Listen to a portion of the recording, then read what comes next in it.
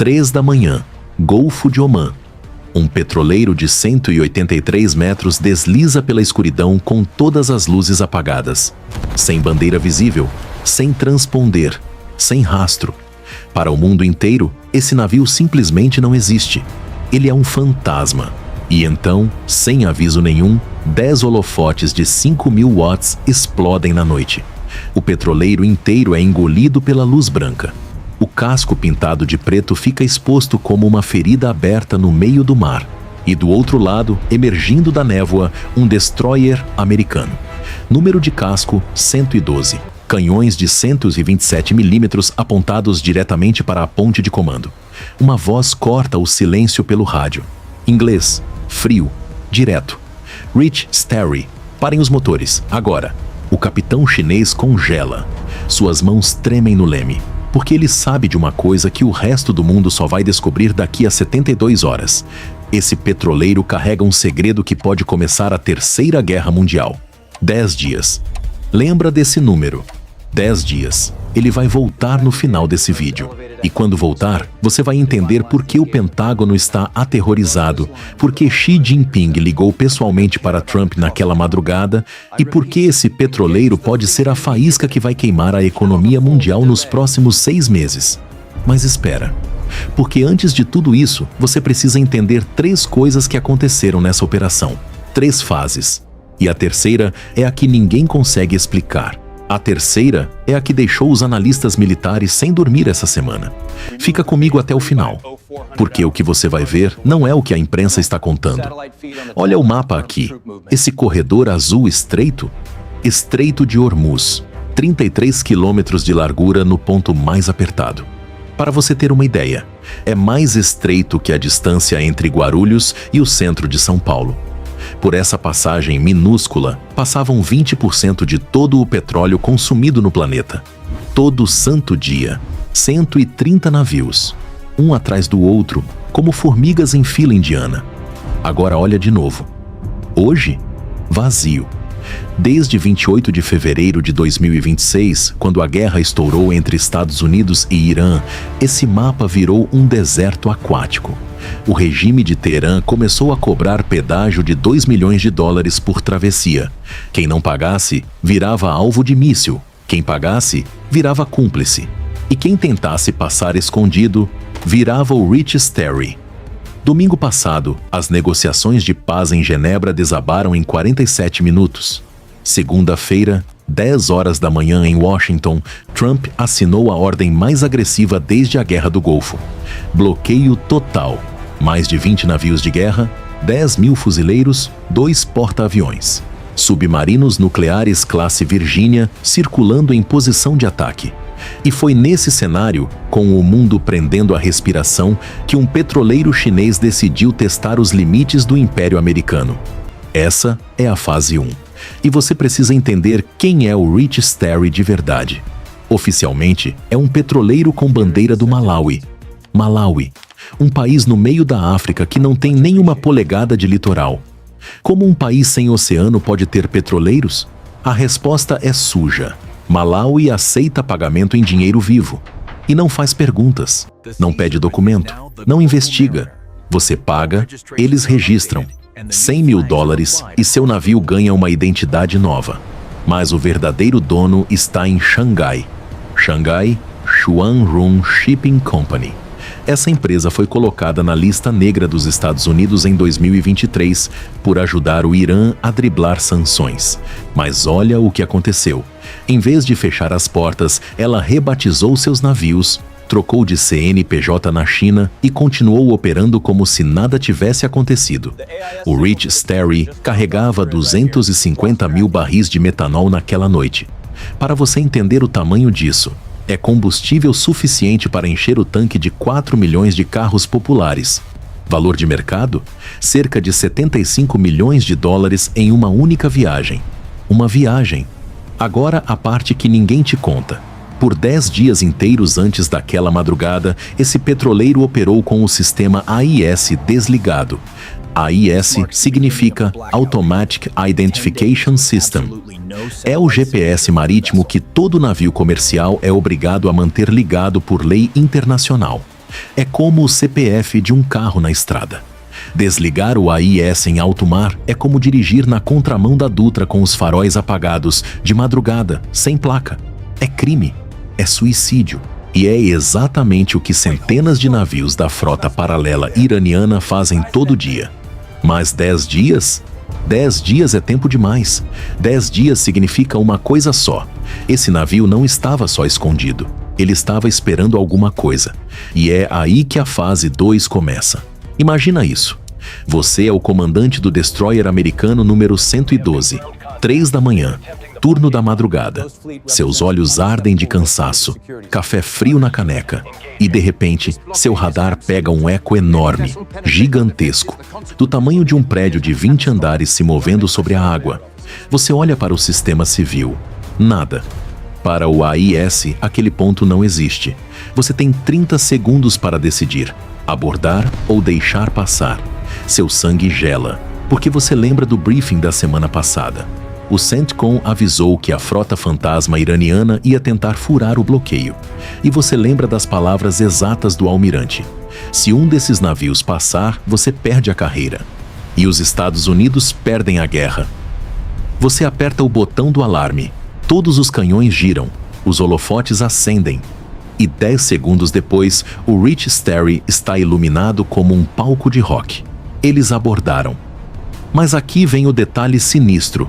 Olha essa imagem de satélite. Todos os petroleiros interceptados nas primeiras 24 horas estão parados no mesmo lugar. Costa de Susa, ilha de Qashm, território iraniano. Eles não foram rebocados até lá. Eles correram. Você precisa entender o que isso significa. Quando um navio americano aborda um petroleiro sancionado, o capitão tem duas escolhas: render-se e ser escoltado até um porto neutro, onde vai ficar preso por anos enquanto advogados brigam. Ou fazer a manobra em U e correr para águas iranianas antes que os fuzileiros desçam de rapel no convés. O Rich Sterry escolheu correr. Mas aqui está o detalhe que ninguém comentou na imprensa.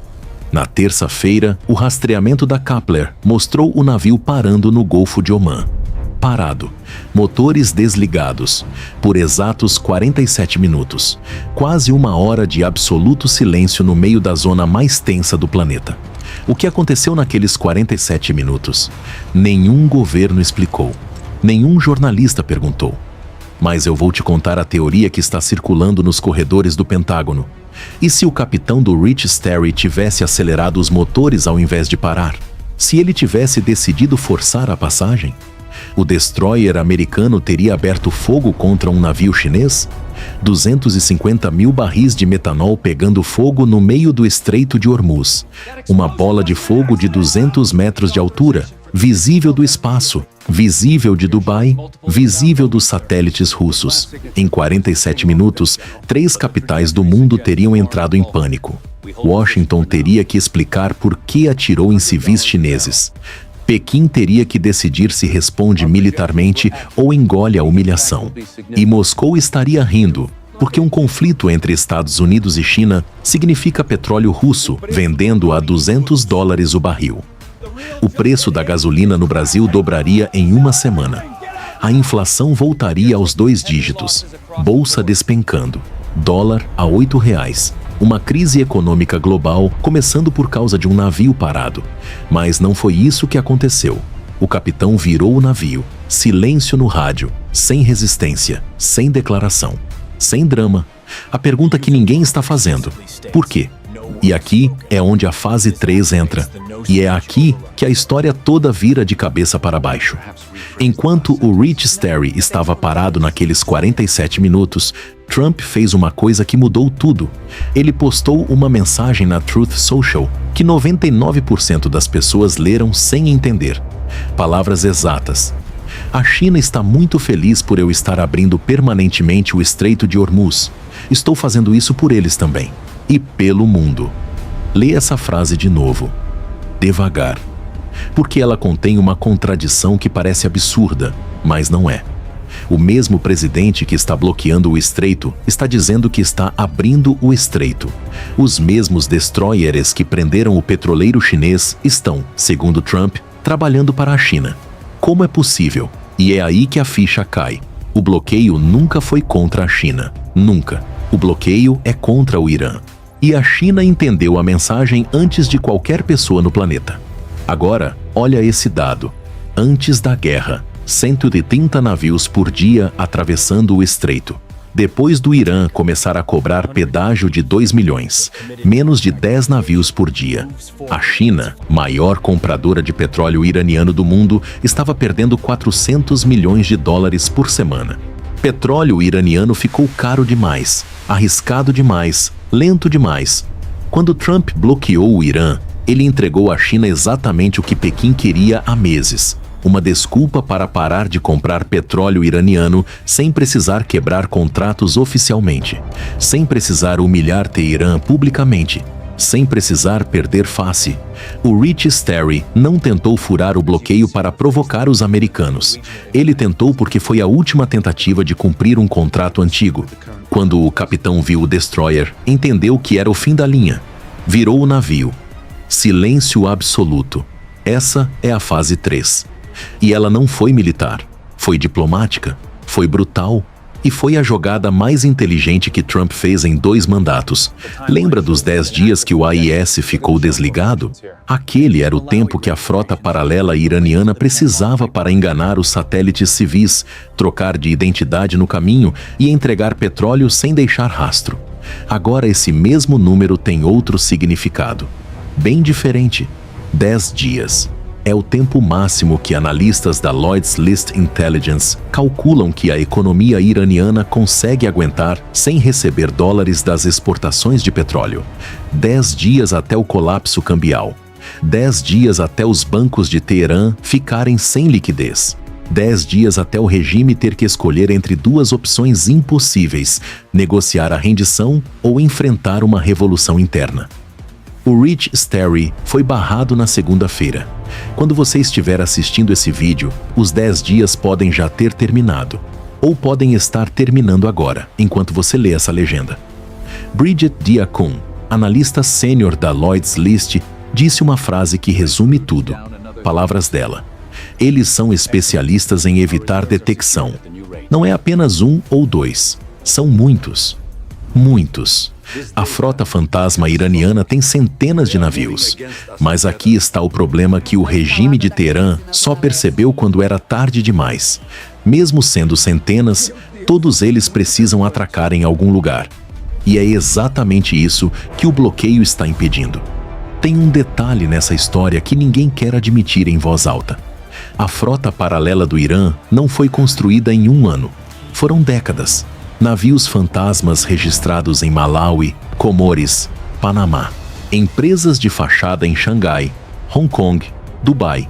Uma rede inteira de lavagem de petróleo que movimentava 30 bilhões de dólares por mês.